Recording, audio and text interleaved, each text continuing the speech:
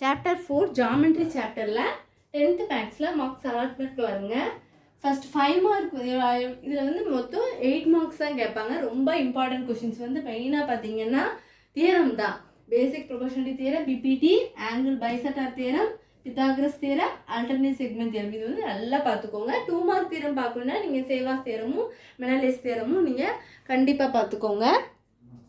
அது வந்து 2 மார்க்கு. ஆனால் 5 மார்க் வந்து கண்டிப்பாக மேக்ஸிமம் சம்ஸை விட ஜாமெட்ரியை பொறுத்த வரைக்கும் ஒரு கொஷின் வந்து தியரம் தான் கேட்பான்.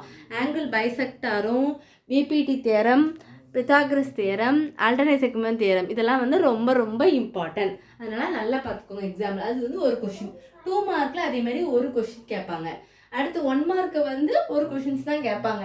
டோட்டல் மொத்தம் எத்தனை கொஷின் வருது? 8 கொஷின்ஸ் வருது. ஏன்னா இதில் 1, இதில் வந்து 2 கொஷின்ஸ் வருதா? அப்போ 5, அப்புறம் 6, 7, இது 1, 8 மார்க் வருது பார்த்தீங்களா? அதனால் இதில் வந்து ஈஸியாக அட்டன் பண்ணிடலாம். ஒரே நீங்கள் தியரம் 4 படித்தாலே ஏதாவது ஒரு 5 மார்க்கு அதில் வந்து கண்டிப்பாக வரப்போது நீங்கள் எழுதிக்கலாம். மேக்ஸிமம் தியரம் தான் கேட்பான்.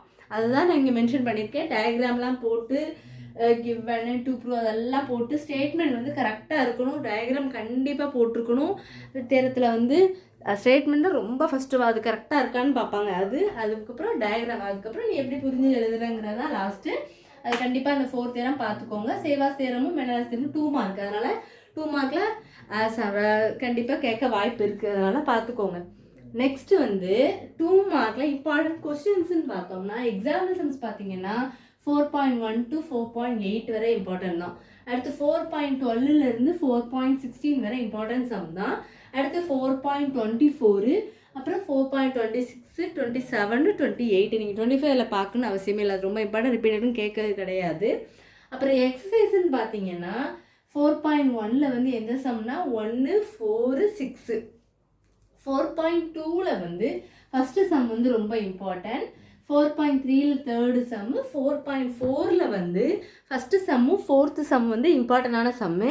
மொத்தம் எத்தனை சம் இருக்குதுன்னு கவுண்ட் பண்ணி பாருங்கள். 26 சம்ஸ் கண்டிப்பாக இதில் இருக்கும். நீங்கள் இதெல்லாம் ஆல்ரெடி நீங்கள் சின்ன சின்ன சம்ஸ்ங்கெல்லாம் கண்டிப்பாக பார்த்துருப்பீங்க. 26 சம்ஸ் இருக்கும். ஒரு தடவை திருப்பி ஒரு தடவை பாருங்கள். பார்த்ததானே அசால்ட்டாக விட்டுறாதீங்க. எல்லா சம்ஸுமே போட்டு பாருங்கள். போட்டு பார்த்துக்கோமான்னு ஒரு செக் பண்ணி பார்த்துக்கோங்க. டயக்ராம்ஸ்லாம் கண்டிப்பாக ட்ரா பண்ணணும்.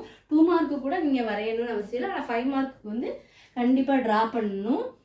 அடுத்து வந்து நான் 5 மார்க் போட்டிருக்கேன். அதனால் எல்லா சம்ஸுமே போட்டு பாருங்கள். போட்டு பார்க்காம சும்மா பார்த்துட்டு மட்டும் போகாதீங்க. 5 மார்க் பாருங்கள். அதுலேயும் மொத்தம் 28 சம்ஸ் தான் இருக்குது பாருங்கள். 5 மார்க் பார்த்தீங்கன்னா எக்ஸாம்பிள் எக்ஸசைஸ் இதில் இருந்ததுனால 4.9, 20 to 23, 4.20, 21, 22, 23. அடுத்து 4.25, அப்புறம் 4.32, 33, 34லாம் இம்பார்ட்டண்டான ஒரு சம்ஸு.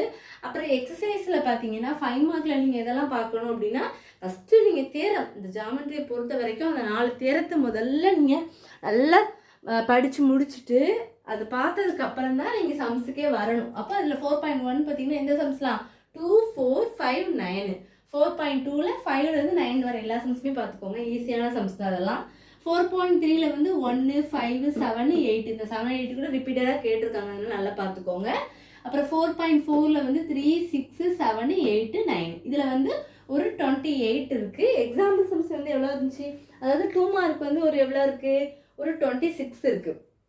சால்ட்டாக உங்களுக்கு ஒரு 50 சம்ஸ்க்கு உள்ளே தான் வரும். அதனால் கண்டிப்பாக நீங்கள் தியரத்தை பார்த்துட்டு அதுக்கப்புறம் உங்களுக்கு எந்தெந்த சம்ஸ்லாம் ஃபஸ்ட்டு பார்த்தது இருக்கோ அதெல்லாம் ரிவைஸ் பண்ணிவிட்டு பார்க்காததில் ஏதாவது டவுட்ஸ் இருக்குது அப்படின்னா நீங்கள் அந்த சாப்டரு எந்த சம்முன்னு மட்டும் என்கிட்ட சொல்லிட்டிங்கன்னா நான் கண்டிப்பாக அது இல்லை அப்படின்னா நான் கண்டிப்பாக அப்லோட் ஒரு தடவை பண்ணிடுவேன்.